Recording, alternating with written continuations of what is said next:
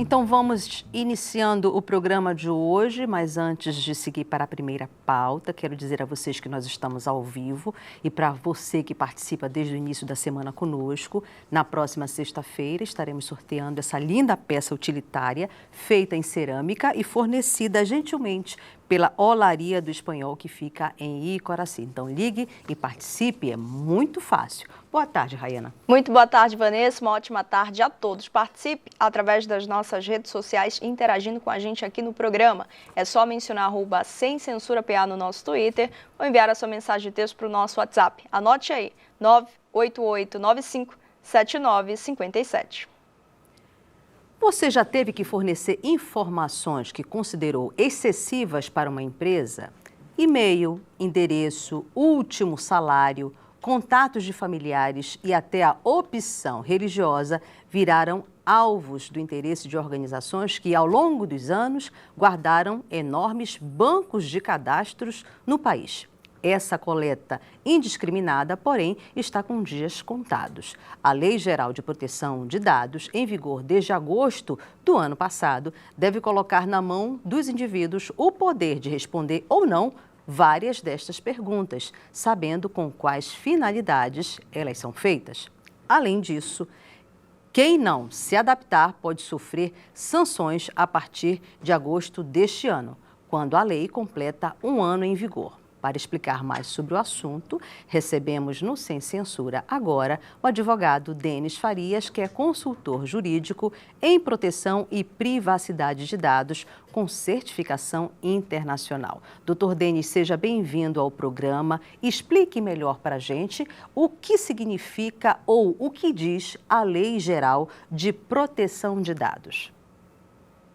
Opa, boa tarde, Vanessa, boa tarde a todos os nossos amigos, colaboradores, ouvintes e quem nos assiste aí por todos os canais em todo o estado do Pará e através da internet para o mundo inteiro, o nosso Sem Censura Pará.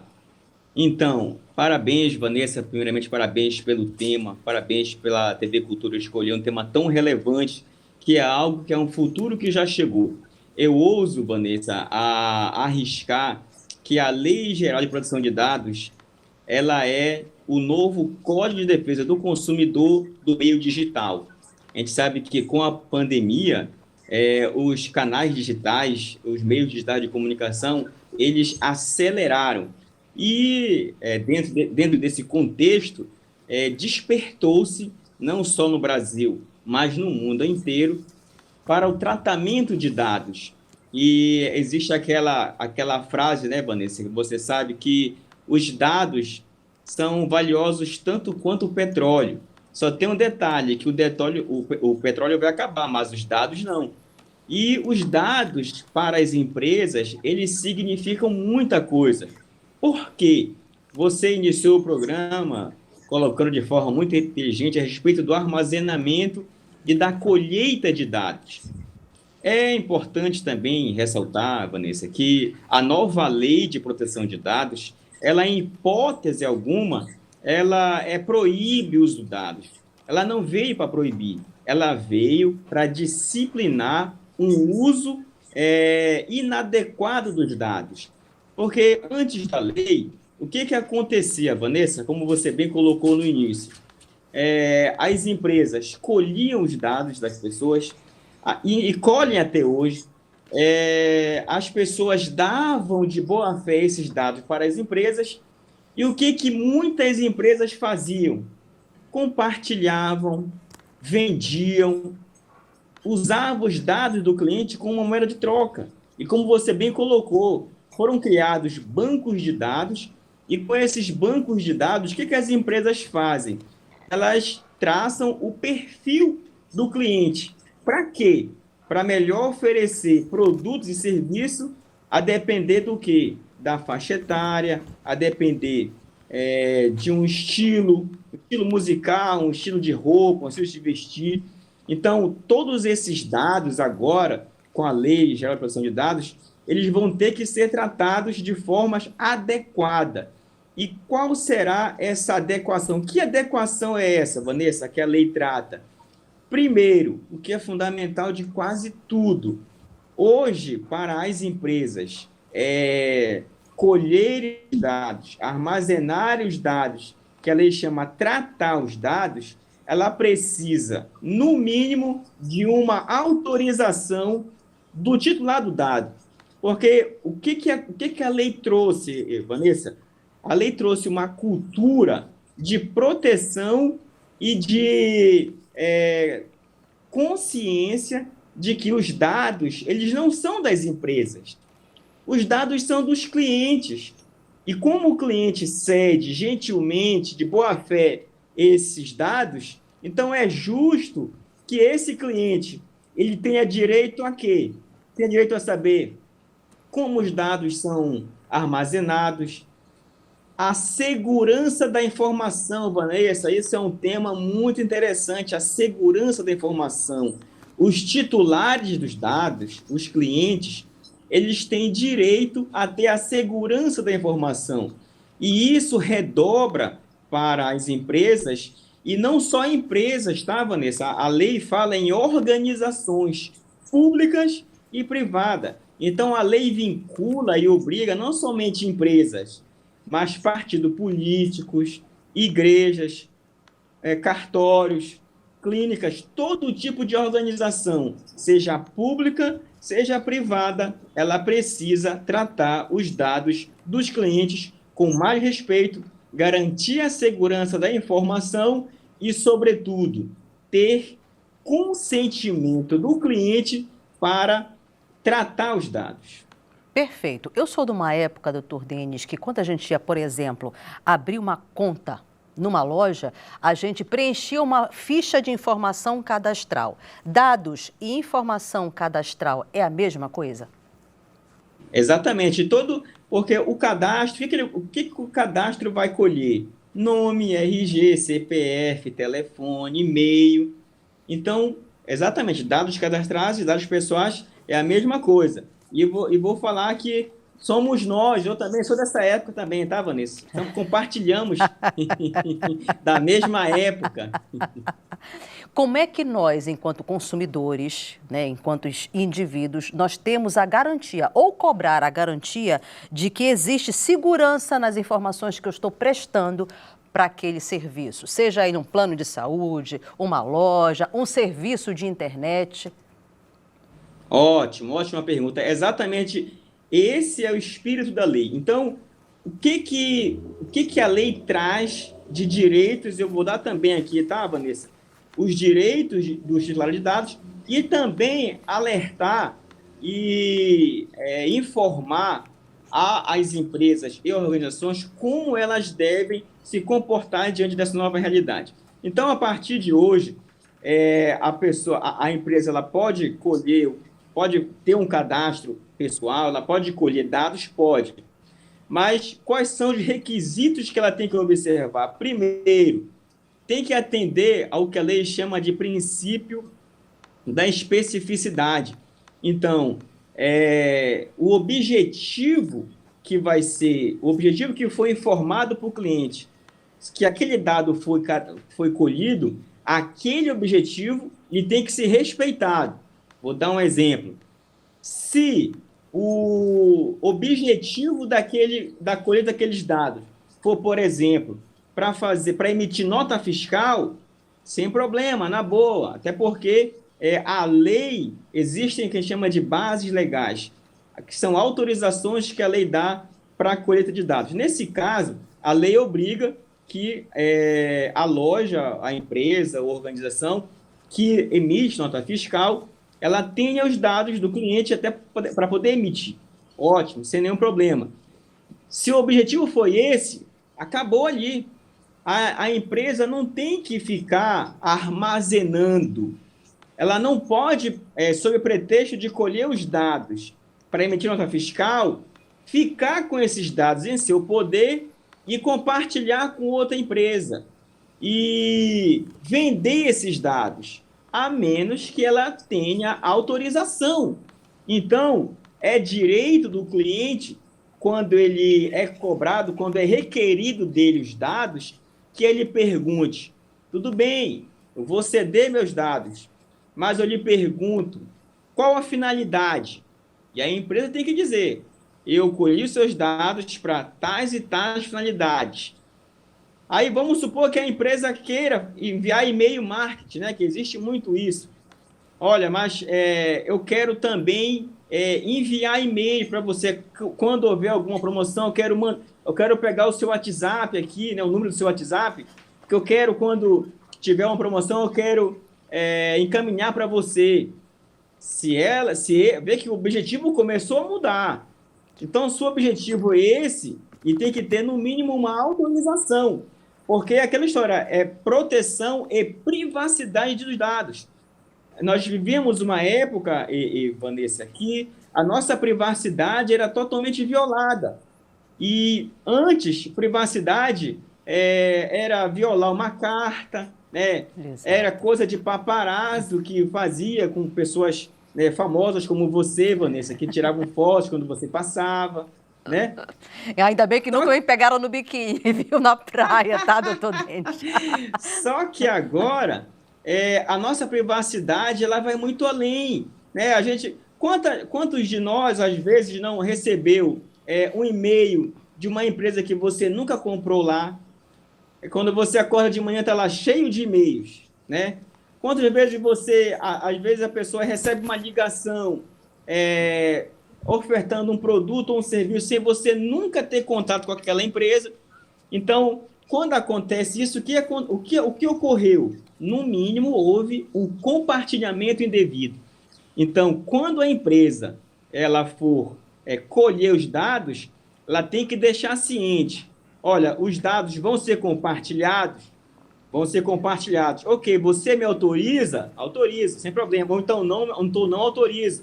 Olha, os dados que eu estou colhendo para você vai ser somente para emitir nota fiscal. Ótimo, maravilha. E também é um direito básico dos titulares saber, como você bem colocou, a segurança. Então, e também eu deixo aqui, aproveito e deixo uma dica para as empresas. Hoje, Vanessa, para as empresas terem muitos dados em seu poder, virou um risco, virou um fardo. Por quê? Quando a empresa tem muitos dados, qual é o risco que ela corre? Primeiro, de sofrer uma invasão de hacker, né? A gente sabe que há vazamentos, os hackers estão aí. Então, é uma preocupação que a empresa tem que ter. Então, se ela quer manter aqueles dados em seu poder, ótimo. Mas ela tem que garantir a segurança da informação. E ainda vou mais além, Vanessa. Você sabia que 40% de vazamentos de dados, eles não são feitos por hackers? Eles são feitos pelos próprios colaboradores. Às vezes é um servidor, um funcionário, que ele não tem a noção de que aqueles dados que ele tem acesso não é dele e que ele não pode compartilhar, não pode usar de forma não autorizada, ele compartilha aqueles dados, né? Existem N casos de funcionários que compartilharam os dados indevidamente e isso gerou um problema muito grande para a empresa. Eu vou dar só um exemplo aqui bem rapidinho. Sim. Eu sei que o nosso tempo é curto e eu falo muito aí, Vanessa. A hora que você quiser cortar, pode me cortar, tá bom? Não, dê logo esse exemplo, rapidinho. Ótimo. Eu vou dar um exemplo aqui bem rápido do nosso dia a dia. Todos nós vamos à farmácia, né? E nesse tipo de pandemia, as farmácias ficaram muito movimentadas. Teve um caso que a pessoa foi comprar comprou a chamada pílula do dia seguinte. O que a atendente da farmácia fez? Sem a pessoa perceber, tirou uma foto do celular onde aparecia a parte do rosto da pessoa que comprando a pílula do dia seguinte. O que foi que ela fez? Ela colocou num grupo de WhatsApp. Olha, tá, hoje vendi a pílula do dia seguinte e tal. E a gente sabe que grupo de WhatsApp, ele prolifera e se alastra de forma incontrolável hoje, né? E de grupo em grupo, e perceba, são dados pessoais. Isso é a foto da pessoa, é o nome da pessoa e é um tipo de dado. Tudo que diz respeito à pessoa é um dado pessoal. Então, o que acontece? E aonde foi parar essa informação, Vanessa? no WhatsApp da esposa dele.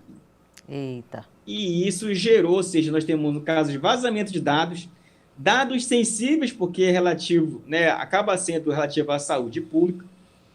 E aconteceu o seguinte, que causou um divórcio e a pessoa moveu uma ação contra a farmácia. Ela teve que pagar uma vultosa quantia de indenização. Por quê? Por vazamento de dado não autorizado. Por isso que é importante, Vanessa, vou aproveitar e dar uma dica para as empresas. O primeiro passo, Vanessa, para se adequar à lei de proteção de dados é que as empresas elas deem um treinamento para todos os colaboradores, para todos os funcionários, para todos os servidores, para que eles tenham ciência e tenham a noção de quão é importante o uso adequado dos dados pessoais. Perfeito. Nesse caso, então, a empresa fazendo a sua parte, dando treinamento ao colaborador e mesmo assim o colaborador avança compartilhando informações indevidamente, quem paga o preço disso? O colaborador individualmente ou a empresa? Olha, aí, muito interessante sua pergunta, é muito inteligente também. Nós temos aí duas vertentes. Primeiro, se a empresa fez o dever de casa, se ela tem um programa de adequação de dados, né? E quando se faz um programa de adequação de dados, um profissional habilitado assina esse programa de proteção de dados. Se ela cumpriu todo o ritual dela, fez o dever de casa, quando for julgado esse processo, o juiz vai levar em conta. Então, ele pode até, de repente, usando de uma justiça do caso concreto, até eximir, porque fugiu do controle da empresa, né? E aquela responsabilidade que estava somente sobre a empresa pode recair sobre aquele colaborador, que inclusive pode gerar uma justa causa, inclusive ele também pode ser corresponsável. Aí nós temos aí uma decisão judicial que ela pode ter N fatores. A empresa pode ser... Se a empresa ser condenada junto com ele, até porque a empresa ela é responsável pelos atos dos seus colaboradores, sim, com certeza o fato dela ter implantado um programa de proteção de dados, ter feito o dever de casa, isso vai ser levado em conta e vai ser minimizado em uma eventual condenação. Se é que ela pode ser condenada, o juiz pode considerar que fugiu do controle dela, né? Ela deu o treinamento, ela comprovou que estava adequada à lei, no entanto, fugiu do controle dela e, de repente, pode até ser eximida de uma eventual condenação. Perfeito. Vamos à participação dos telespectadores. Vamos lá começar com a participação do professor Mauro Rocha, de Ananindeua. Ele diz: com a facilidade de tecnologia presente, não é importante manter certas informações pessoais de maneira segura conosco para que os nossos dados pessoais não caiam em mãos erradas? Boa. Ótimo. Posso responder já, Vanessa? Pode, deve. Ótima pergunta. Aí nós entramos em um outro princípio. Qual é esse princípio? O princípio da necessidade. Então, as empresas, as organizações, tanto pública quanto privada, elas, a partir de que a lei entrou em vigor, elas só podem colher os dados que elas necessariamente vão usar. Então, se não vai ser preciso o e-mail, não precisa colher e-mail. Se não vai ser preciso o CPF, não precisa colher o CPF. Por exemplo, vou dar um exemplo rapidinho aqui, que eu mesmo vivenciei. Outro dia eu fui comprar um chip, e olha só, Vanessa, um chip em um shopping em São Paulo, e para comprar um simples chip de celular, a moça tirou uma foto minha. Então eu pergunto, qual a necessidade de se tirar uma foto na compra de um chip? Não tem necessidade. Então, depois que eu expliquei para ela sobre a legislação e tal, que a conversa é um outro rumo. Mas respondendo à pergunta do nosso telespectador, o que eu aconselho ele? Sempre que, não só ele, mas qualquer pessoa que for solicitada para obter os seus dados, para ceder seus dados, melhor dizendo, que ela questione, que ela diga, olha, sobre a necessidade dos dados. É necessário esse dado que você está colhendo? Tá, é necessário. Me diga uma coisa, qual a tecnologia que você usa para garantir a segurança dessa informação?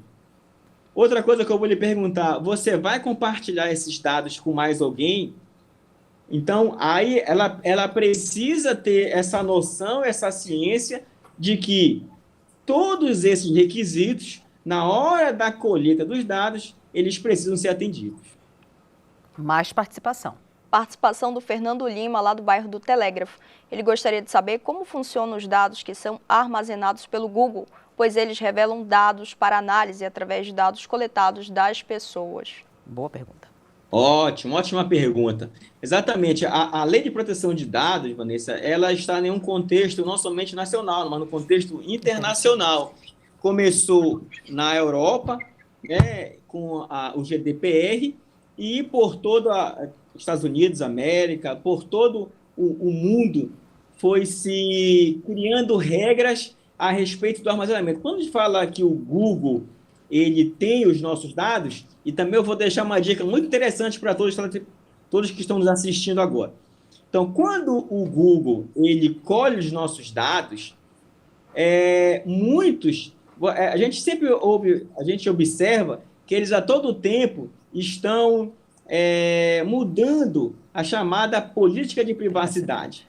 Então, quando você acessa e você aceita a política de privacidade, aí o que você faz? Você cede esse direito para o Google usar e armazenar.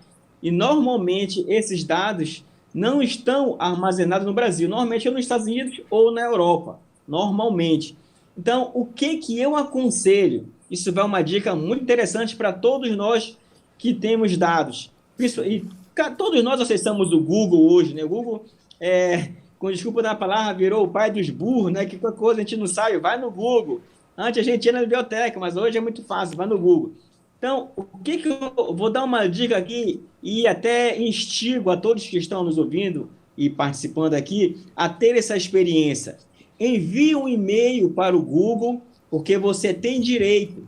A Lei de Proteção de Dados, ela dá esse direito para você. Envie um e-mail para o Google, envie uma comunicação e pergunte para ele onde estão armazenados os dados, com quem são compartilhados os dados, qual a tecnologia que ele usa e se esses dados vão ficar armazenados por quanto tempo. Então, faça essa experiência. Faça essa experiência que ele é obrigado a lhe responder. E se ele não responder, inclusive nós já está em pleno funcionamento um órgão federal chamado Autoridade Nacional de Proteção de Dados. Esse órgão, ele pode aplicar as multas, inclusive as multas vão começar a entrar em vigor a partir de agosto desse ano.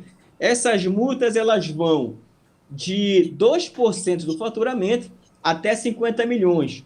E não somente multa pecuniária não, tá, Vanessa?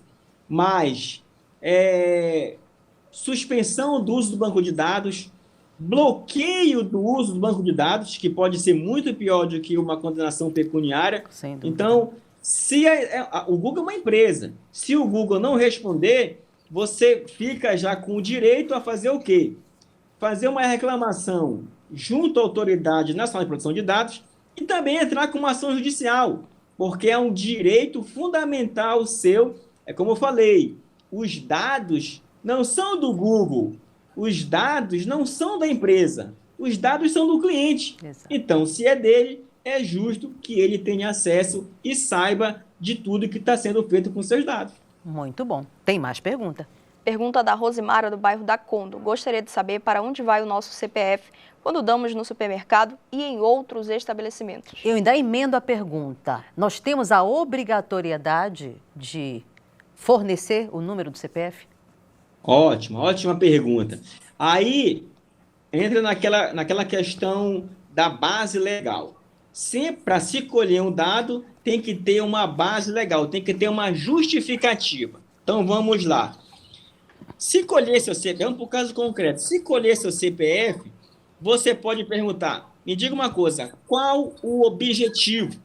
Se ele falar, olha, é para emitir uma nota fiscal, Aí, se for o caso de emissão de nota fiscal, tudo bem, porque existe uma legislação que obriga o estabelecimento. Ótimo. Mas se o objetivo não for esse, você pode simplesmente se negar. Porque, lembre-se, os dados são seus. Isso é uma coisa muito interessante, Vanessa, é que é uma cultura que a lei ela vai criar. Justamente a cultura do respeito aos dados. Os dados são meus. Eu cedo se eu quiser ou se tiver alguma lei que me obrigue a ceder. Então, no caso do CPF, é para emissão de nota fiscal? Beleza, então há uma obrigatoriedade. Não é para essa finalidade, então você pode se negar a dar. Por isso o programa está de parabéns, porque está ajudando a divulgar uma informação muito preciosa. Muitas pessoas, Vanessa, elas cedem os seus dados gratuitamente, na maior boa-fé, sem ter a noção da importância que é aquilo. Então, a partir de então, a pessoa pode se questionar, me diga uma coisa, para que você vai querer meus dados? Com quem você vai compartilhar? Onde você vai armazenar? Por quanto tempo você vai armazenar? Então, se ela não conseguir responder essas perguntas, a pessoa pode se negar a ceder os dados, porque os dados são delas. Perfeito, excelente. Tem mais participação. Participação da Gisele Costa, do bairro de São Brás. Já fui em entrevistas de emprego onde fizeram tantas perguntas que quase eu desisto da vaga. Uma das coisas que não concordo é perguntar sobre religião. Até onde a nossa privacidade pode ser preservada? Numa entrevista desse nível, podemos questionar tais perguntas? Exatamente, Nadinha, ótima se pergunta. Correr, o bicho pega, se ficar, lei... o bicho come. A lei, ela fala ela traça várias categorias de dados. Existe o que ela chama de dados sensíveis, que na nossa lei, dados sensíveis, na lei europeia, são dados especiais. São dados que podem expor a pessoa a uma discriminação. Então, por exemplo, se é uma entrevista de emprego e a pessoa requer, e o entrevistador requer um tipo de dado nessa categoria, ele tem que explicar para qual finalidade. Ele não pode simplesmente colher um dado ou exigir um dado sem que esteja vinculado a uma finalidade. Então, se essa finalidade não for atendida, há um caso de violação da privacidade e a pessoa pode se negar a dar aqueles dados. Perfeito. Mais pergunta. Do Jurunas, tenho recebido dezenas de ligações diariamente no meu celular, de números locais e até de outros estados. Chega a ser irritante. Será que meu contato foi vendido por algum banco de dados nacional? Como faço para que essas ligações parem? Boa. Olha, excelente. Também eu vou aproveitar essa dica aí para, além de responder, dar uma dica muito preciosa que vai aliviar bastante aí essa perturbação que muita gente sofre. Inclusive, eu também já sofri isso. Já me ligaram. Inclusive, acho que uma pessoa chamada Maria Aurora deu o meu telefone e eu também já sofri esse tipo de problema que essa pessoa que está perguntando sofreu. Então, como resolver esse problema? Primeiro, quando você recebeu uma ligação nesse sentido, não saia respondendo aleatoriamente. Primeiro você pergunta. Eu tenho certeza, Vanessa, se a pessoa perguntar assim, me diga uma coisa, como você conseguiu meus dados? Só de você perguntar isso, a pessoa vai levar um susto. Então, porque muitas pessoas simplesmente ligam e oferecem algum produto, algum serviço, às vezes cobram um produto que você nem consumiu, nem comprou. Então, é importante, quando você receber esse tipo de ligação, primeiro você diz logo, você responde, como você conseguiu esses meus dados? Eu não dei autorização para você usar os meus dados pessoais e violar minha privacidade. Então, pode responder desse jeito. Com base na Lei de Proteção de Dados, eu quero que você exclua do seu banco de dados esses meus dados pessoais e que você não me ligue mais. Se você voltar a me importunar, eu vou fazer uma reclamação junto ao órgão federal chamado Autoridade Nacional de Proteção de Dados e vou entrar com uma ação judicial contra você por violação da privacidade e por uso inadequado dos meus dados. Perfeito, doutor Denis. Eu quero lhe dizer que uma das maiores vítimas desses telefonemas são os idosos. Sim. Eles têm uma capacidade de violar ou ter conhecimento na base cadastral dos idosos que é uma coisa de louco. Nesse caso, existe algum número de telefone, algum outro acesso mais facilitado para as pessoas da melhor idade para indicar que estão tendo seus direitos violados? Exatamente. Aí nós temos, inclusive, um problema sério que, inclusive, está sendo investigado pela Polícia Federal, que são vazamentos, porque os idosos, a maioria, eles são aposentados, eles recebem uma pensão do INSS. Então, também é um alvo muito desejado por fraudadores e também por financeiras. Então, inclusive, está sendo investigado pela Polícia Federal eventual vazamento de dados pelo INSS, né? Então, é muito, vamos colocar assim, ver se eu consigo uma palavra bem adequada. É muito estranho, né? A pessoa, a partir de que ela recebe um benefício do INSS, ela comece a receber ligações de bancos e operadoras financeiras oferecendo empréstimo. Muito estranho isso, não? Então, o que nós temos hoje, Vanessa, porque o que acontece é como eu falei, a Lei de Proteção de Dados, ela é o novo Código de Defesa do Consumidor da era digital. Então, o que fica à disposição para o idoso? Vamos colocar o idoso aí para ter um leque maior, Vanessa. Ele pode fazer uma reclamação junto ao PROCON, com base na Lei de Proteção de Dados e por violação da privacidade. Ele pode fazer também, Vanessa, uma reclamação junto ao Ministério Público. O Ministério Público ele tem um departamento que trata só de idosos e de consumidor. Mas o órgão mais específico se chama Autoridade Nacional de Proteção de Dados. Esse é o órgão que ele pode fiscalizar a empresa, ele pode auditar a empresa e ele pode averiguar se a empresa está ou não adequada e, caso não esteja, ela pode até levar uma multa, que vai, como eu falei, de 2% a 50 milhões. E, por fim, ela pode também entrar com uma ação judicial com base na Lei de Proteção de Dados. Então, nós temos esses canais aí, Ministério Público, PROCON, Autoridade Nacional de Proteção de Dados e, por fim, o Poder Judiciário. Perfeito. Doutor Denis, o nosso tempo, infelizmente, chegou ao final, mas eu quero agradecer demais os esclarecimentos, principalmente para as perguntas feitas pelos nossos telespectadores. Existe algum perfil nas redes sociais onde o senhor possa fazer esse atendimento para as pessoas que ficaram curiosas sobre a Lei Geral de Proteção de Dados? Sim, claro. A pessoa nós temos o meu canal pessoal, que é Denis Farias I, e também nós temos a LGPD Academy, que é um projeto nosso, do qual nós vamos prestar cursos, workshops e esclarecer o público em geral a respeito da Lei de Privacidade e Proteção de Dados. Você pode mandar um direct para mim, existe o meu site também, www.denisfarias.com, e através desses canais nós podemos prestar esclarecimentos e informações a respeito da privacidade e da proteção de dados. E já, aproveitando a oportunidade, quero te agradecer, Vanessa, você e o programa Sem Censura Pará, TV Cultura, estão de parabéns por informar, cumprir aí esse jornalismo com responsabilidade de informar as pessoas da importância para elas terem a noção dos direitos que ela tem sobre a proteção e a privacidade dos pessoais. Gratidão mais uma vez, doutor Denis. Vamos então a um breve intervalo e daqui a pouco voltamos com mais Sem Censura Pará para você.